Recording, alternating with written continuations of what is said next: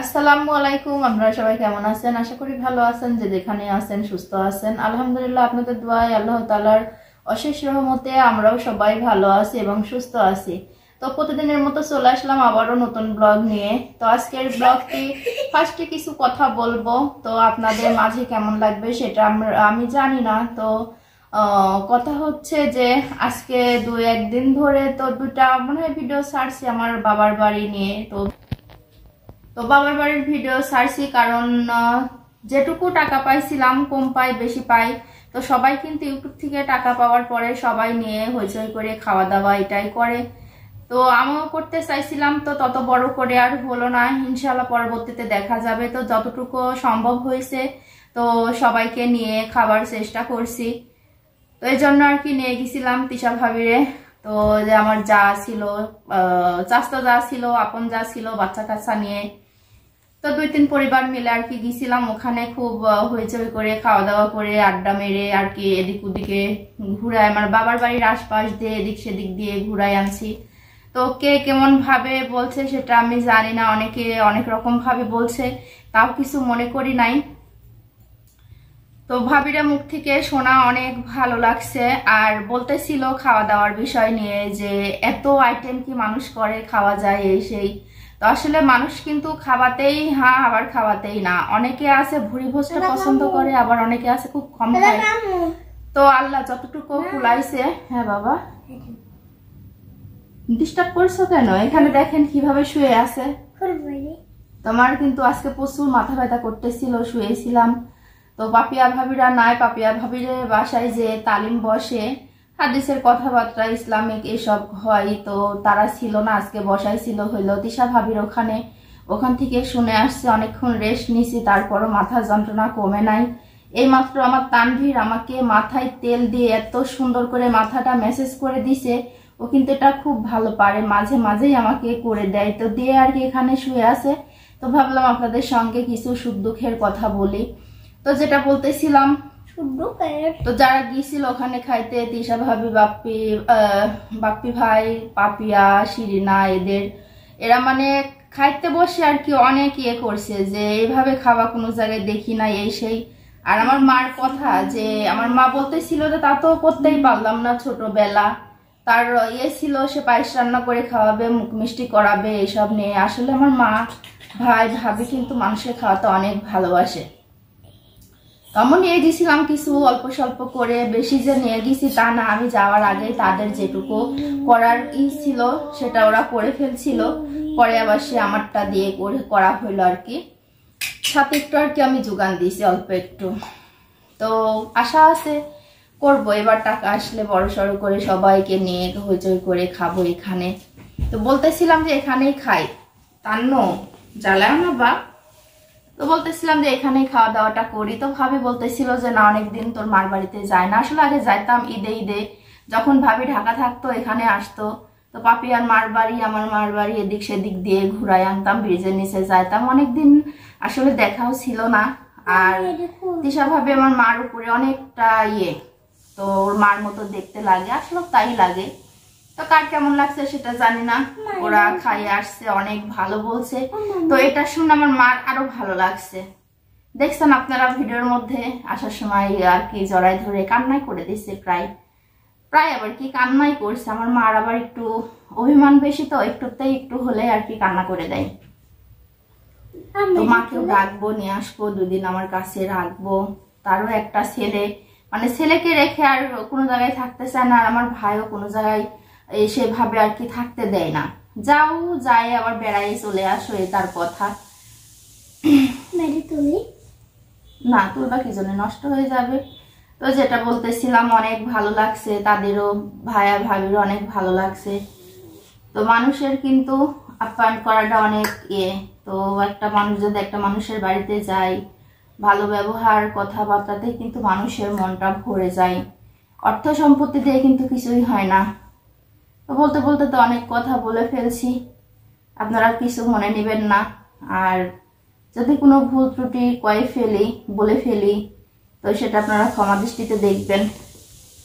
দেখি বাবা। তো এখন তানভীরের পড়ানোর টাইম হয়ে গেছে, তানভীরকে পড়াবো।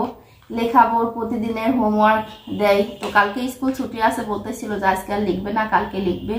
তো যতটুকু সম্ভব, 3টা খাতা লিখতে গেলে অনেক সময় হয়, তো আস্তে আস্তে লিখে অনেকটা সময় প্রয়োজন। তো কিছু 3টা না হলেও কালকে স্কুল ছুটি আছে, একটা লেখাই ফেলবো। তো আপনাদের মাঝে এখন আর কথা বলবো না, তাই না বাবা? এখন আমার সোনা বাবাটাকে পড়াবো। তো ওকে।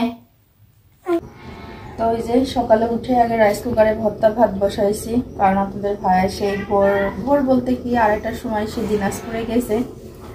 আর এখন তো আর অত খাবার ইয়ে নাই, কারণ ছায়ামণিরা সকালে অত খায় না। তো অল্প সামান্য করে শুধু আলু ভর্তা করে ভাত রান্না করবো, তাই রাইস কুকারে চাপাইছি। তো ফুটেও গেছে। তো সকালবেলায় তো কাজটা শুরু করতে হয়, সকাল থেকে ভিডিওটি আজকে শুরু করতেছি। তো সব উঠে গেছে। তানভীরের স্কুল আজকে ছুটি।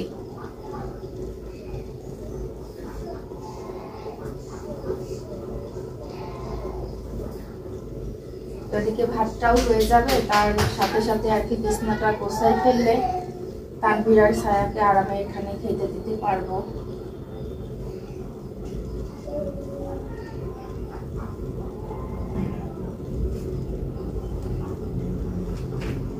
বড় কম্বল ভাঁজ করাও কষ্ট। এদিকে মায়ের বাড়ির পানি খেয়ে আসছি, শীতের মধ্যে ঠান্ডা লাগছে। আমার তেমনিও টনসিলের সমস্যা ছিল, সেটাও বাড়ছে। গলাটা কিন্তু কেমন ভেঙে গেছে।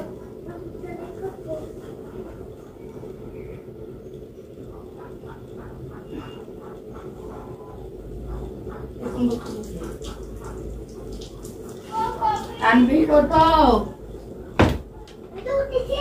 ব্রাশ করিলেও? কেন করিলেও? ব্রাশ করতে ভালো লাগে। ভাল লাগে না? বস আসলে ব্রাশ করলেও? তুমি তো আর ভালো বাপ। এনে মুখ ধোবো, মুখ ধুয়ে শুনো শুনো পাউডার মা কি করতে হবে? তোমার তো শোনো নাই। কার? তোমার তো শুনো মাকে ডাব্বা মাকে লোশন, মাকে লোশন। এই দেখো রোশন আমার হাতে কি?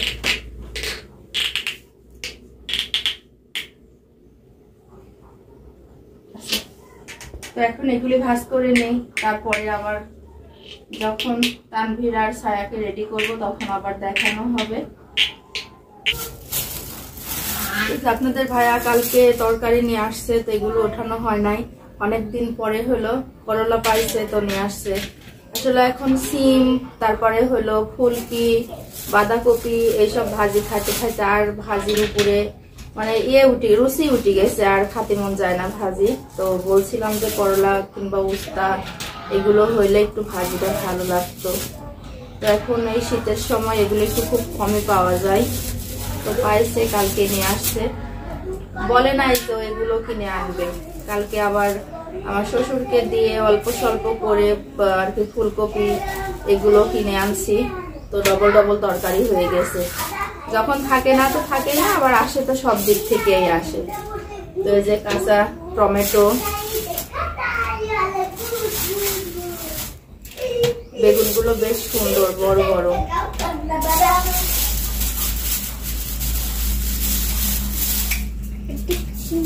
আরো একটা জিনিস নিয়ে আসছে, মটরশুঁটি নিয়ে আসছে। আপনাদের ভাইয়া খেতে শীতের সময় আর কি সবজি খাইতে অনেক পছন্দ করে, ওর খুব ভালো লাগে সবজি খাইতে, আমরাও খাই।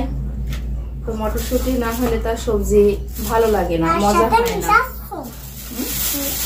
এগুলো আলু রেখে তো ঢালি দেবো বাবা।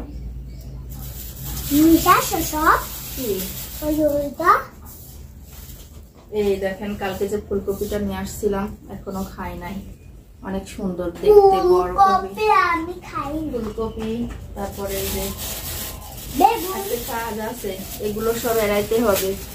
তানভীর এটা কি চেনো? কত কি?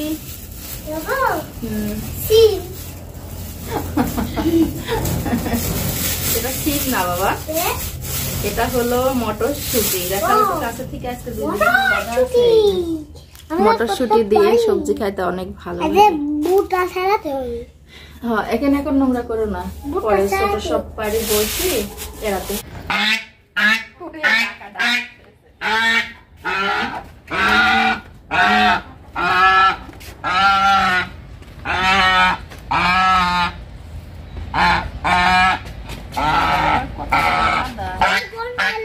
দেখো আমার গলা কি করে রাখে, সারা রাত এরকম করে কষ্ট করে থাকে।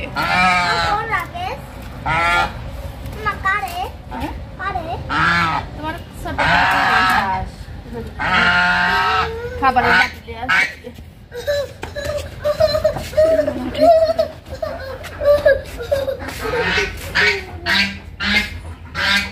কতগুলো খাবার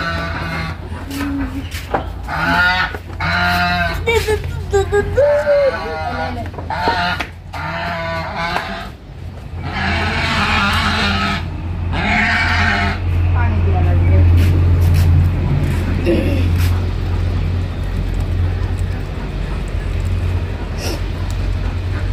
আসলে সামিরার মারা গেছে জয়পুর হাট বেড়াইতে। সামিরার মা বলতে কি আমার যা ছোট যা পাপিয়া, তোর হাঁসটা দিয়ে গেছে দেখার জন্য। যেহেতু একটু বড় হাঁস, বাড়িতে মানুষ না থাকলে দেখার, এদেরকে তো দেখাশোনারও দরকার আছে, এই জন্য তো দিয়ে গেছে। অনেক ডাকাডাকি করতেছিল শীতের মধ্যে, অত সকালে তো ছাড়া যায় না। এখন প্রায় 9টার মতো বাজে, রোদও বের হয়ে গেছে, এই জন্য আর কি ছেড়ে দিলাম। এখন আমার গুলি বের করব।